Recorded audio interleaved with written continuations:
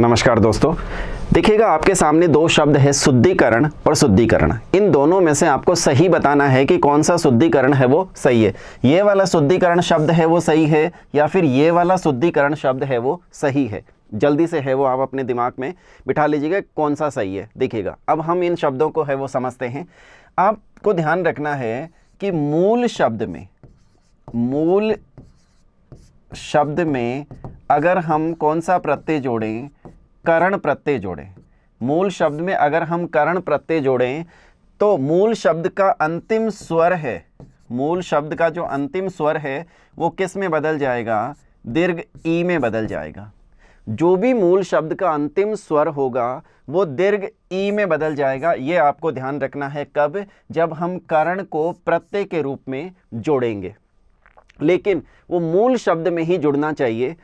ऐसे नहीं हो जैसे हमारे पास में है वो शब्द आया अधि, और अधि में अगर हम करण जोड़ेंगे तो ये देखो इसमें मात्रा है वो ई में नहीं बदला है। क्यों?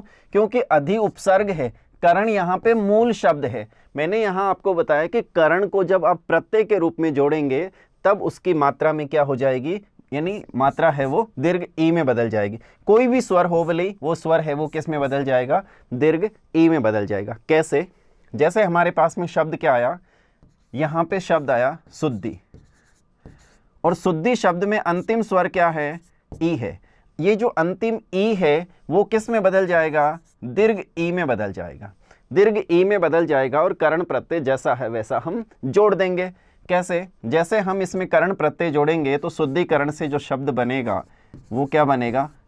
ये जो मात्रा थी ई की मात्रा है वो किस में बदल गई? दीर्घ ई में बदल गई, और आगे करण है वो जैसा है वैसा ही जोड़ देंगे। तो शब्द क्या बन गया? शुद्धिकरण बन गया। अगला देखते हैं। जैसे देखिएगा कुछ शब्द आए, जैसे पुष्टि शब्द आया। अब पुष्टि में ई की मात्रा क्या है? छोटी, और हम जब करण प्रत्यय जोड़ेंगे तो मात्रा क्या हो जाएगी? बड़ी, और शब्द क्या बन जाएगा? इससे करण प्रत्यय जोड़ेंगे तो शब्द क्या हो जाएगा? पुष्टि, और आगे लिखेंगे करण। शब्द क्या हो गया? पुष्टिकरण हो गया। अगला शब्द है वृद्धि। वृद्धि में ई आ रहा है, ई छोटी है, लेकिन जैसे ही हम करण प्रत्यय जोड़ेंगे तो वृद्धि की जो मात्रा है वो क्या हो जाएगी? बड़ी हो जाएगी, और आगे है वो करण जोड़ देंगे तो शब्द क्या हो गया? वृद्धिकरण हो गया। इसी तरीके से देखो शब्द है अपराध। अपराध में अंत में क्या आ रहा है? ए आ रहा है। अंत में क्या आ रहा है? ए आ रहा है, लेकिन ए भी ए आ में नहीं बदलेगा। ए भी किस में बदलेगा? दीर्घ ई में ही बदलेगा। ए भी किस में बदलेगा? दीर्घ ई में ही बदलेगा। तो ये जो शब्द बनेगा, अपराध से जो शब्द बनेगा वो क्या हो जाएगा?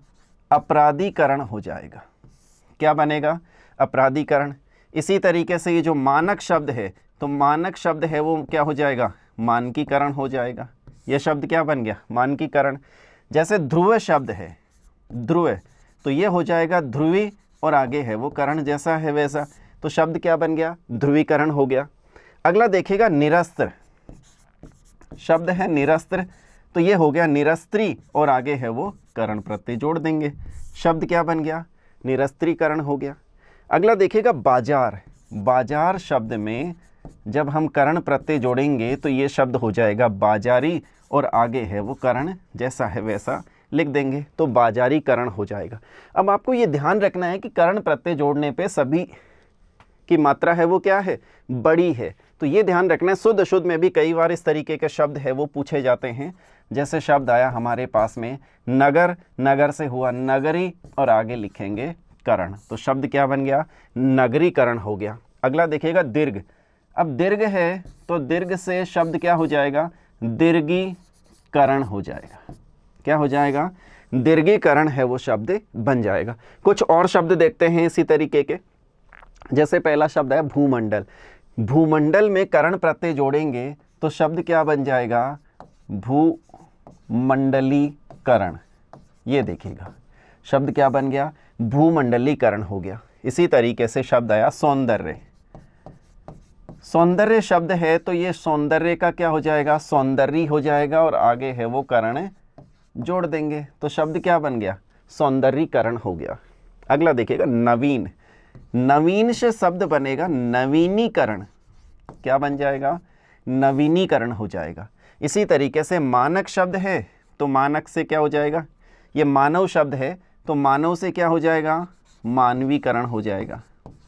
क्या हो जाएगा, मानवीकरण। इसी तरीके से अगला शब्द देखिएगा, इसको थोड़ा सा ध्यान से देखिएगा, पृथक शब्द है।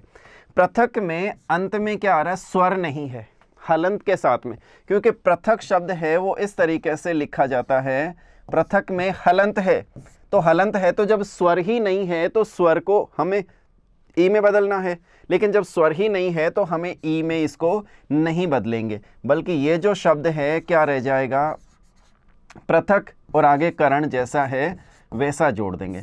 अगर स्वर होता तो उसको हम ई में बदल देते, लेकिन स्वर ही नहीं है तो हम ई में नहीं बदलेंगे। इसलिए इस पृथक्करण का ध्यान रखें, चाहे तो आप इसको अपवाद मान करके चलें और चाहे आप कैसे भी याद रखें, लेकिन आपको याद रखना है कि इस शब्द की मात्रा है वो बड़ी ई में नहीं बदलेगी। ठीक है, अगला देखिएगा वर्ग।